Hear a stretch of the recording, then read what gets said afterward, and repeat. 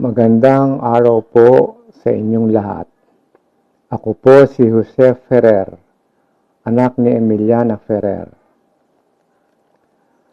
Noong may nakapangbukol si inang sa isa sa kanyang breast, siya ay natakot na baka ito ay cancer.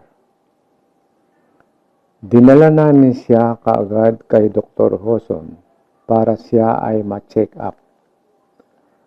Matapos ang check-up, pinayuhan ni Dr. Hoson si inang na magpa-opera. Tinanggal ang breast na may bukol na kumpirma na ito nga ay may cancer. Bago ang operasyon, may takot na naramdaman si inang dahil sa pangamba na ang bukol ay cancer.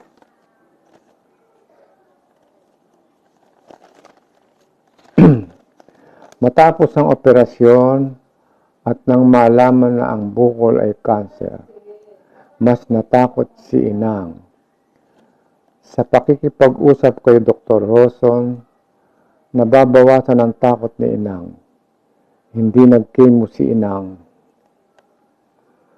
Gustong uminom ng gamot ni inang matapos ang operasyon, pero hindi niya ito kailangan.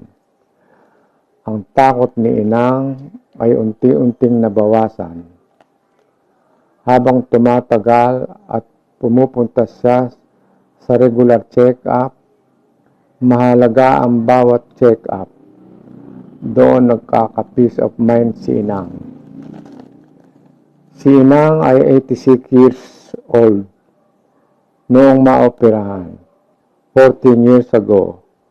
Matapos maoperahan, siya ay nagpatuloy lamang sa kanyang araw-araw na gawain.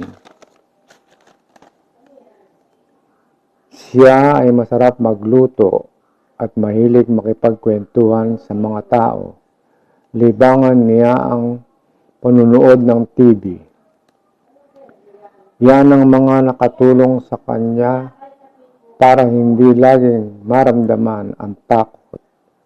Sa paglipas ng araw, unti-unting nababawasan ang kanyang takot hanggang tuluyan ng mawala. Si inang ay umabot sa 100 years.